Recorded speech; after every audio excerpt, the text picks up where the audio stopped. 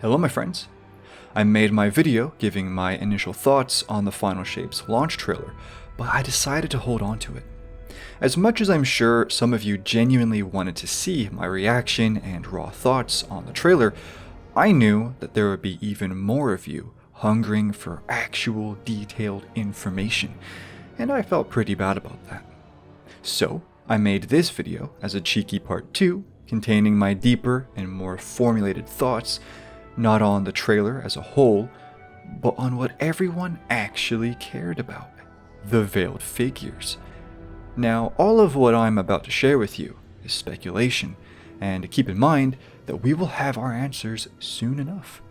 But I will do my best to present to you what I feel the potential explanation is.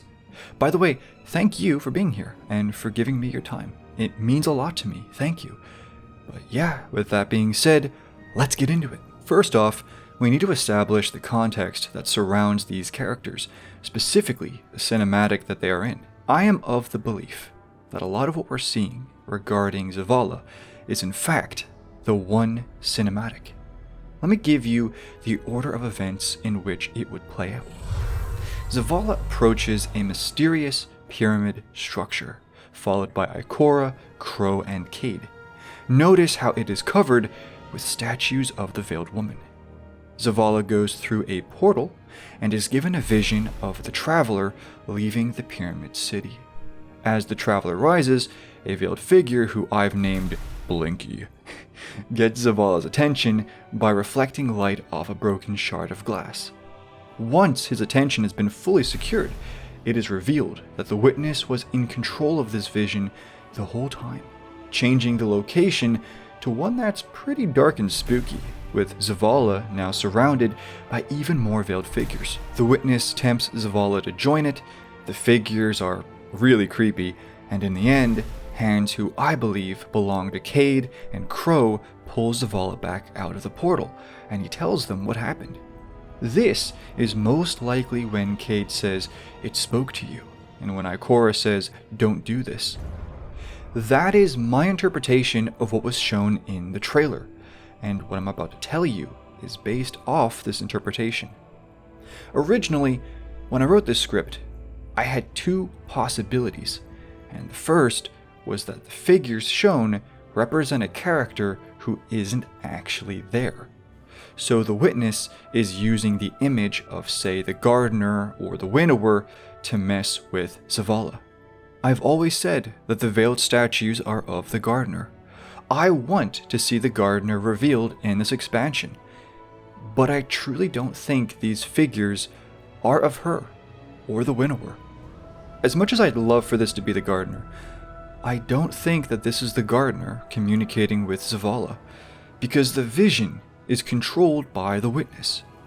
An excellent point that was made in my Discord was that broken glass as a visual is connected to the witness.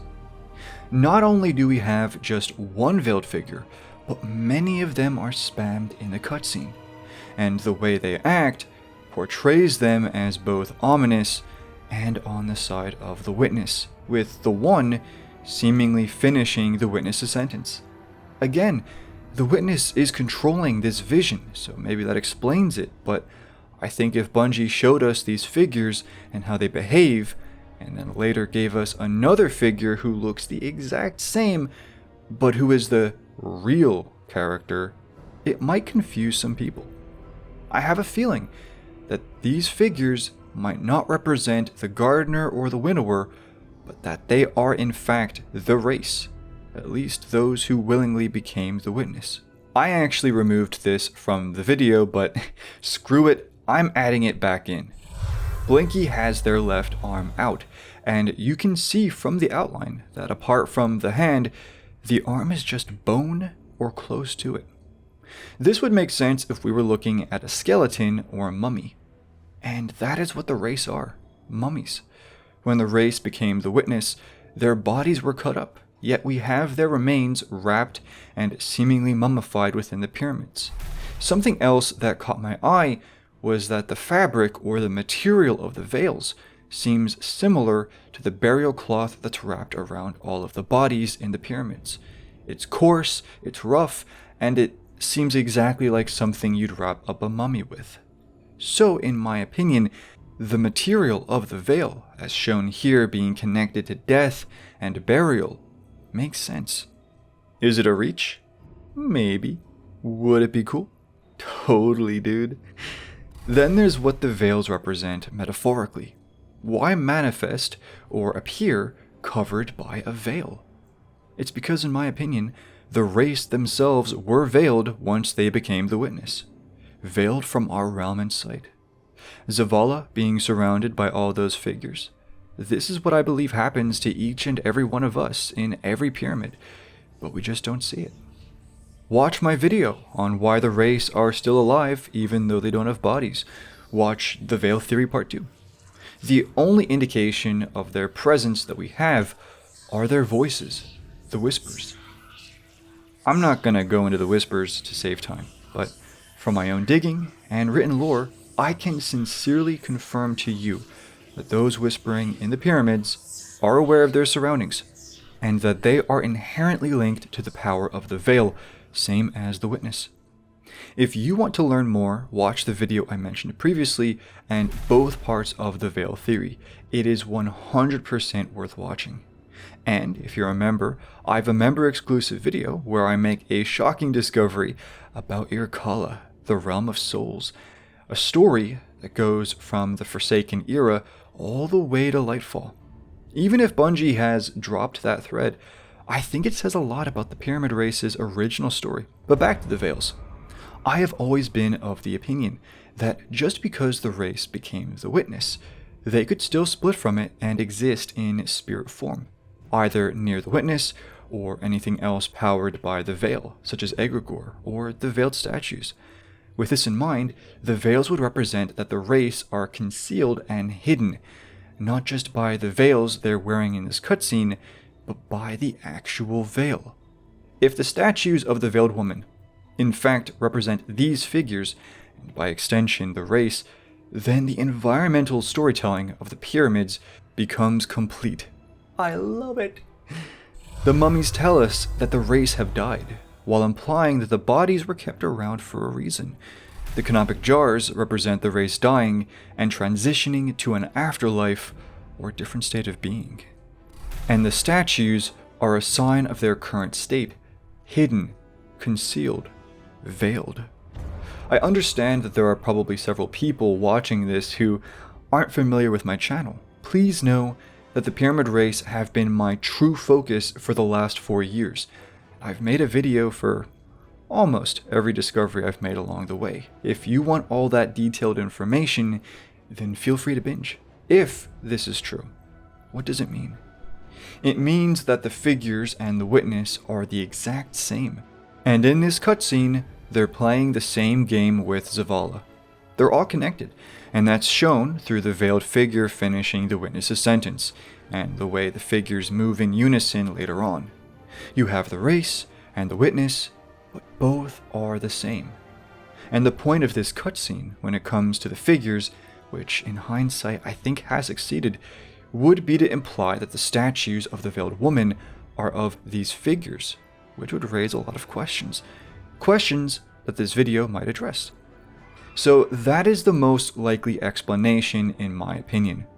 I know I'm probably going against the grain, and I've explained this in a way that, trust me, barely scratches the surface.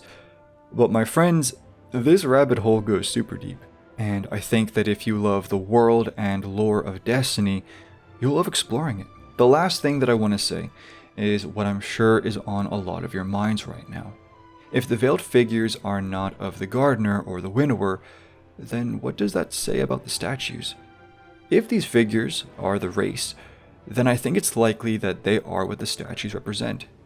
However, that does not affect the gardener or winnower's existence in any way, shape, or form. If you watch both mine and Blythe's video, you'll understand that these characters have roots that go much farther back than the statues. So if I end up being wrong about the statues, and they aren't of the gardener but of the race, I'll actually be on board with that. Also, for the record, I do believe that the statues were originally of the gardener, as visually it matches her concept art, and as much as people argue the sex of the statues are ambiguous, there are two prominent reasons why I disagree with that. So yeah, it would be kind of a retcon, but it works really well anyway, so I don't care. You know what I mean. The final thing I will say is this. If the statues are of the race, then that means one thing. The race, not the witness, the race are being built up. I made my video about the veiled statues a while back, giving you all a heads up, and now with this trailer, there's no denying it. Something is going to be unveiled in this expansion, and if the statues end up not being of the gardener, then I'll ask you this. When we defeat the witness, what happens to those veils? Oh, the race all die because their bodies died. Did they?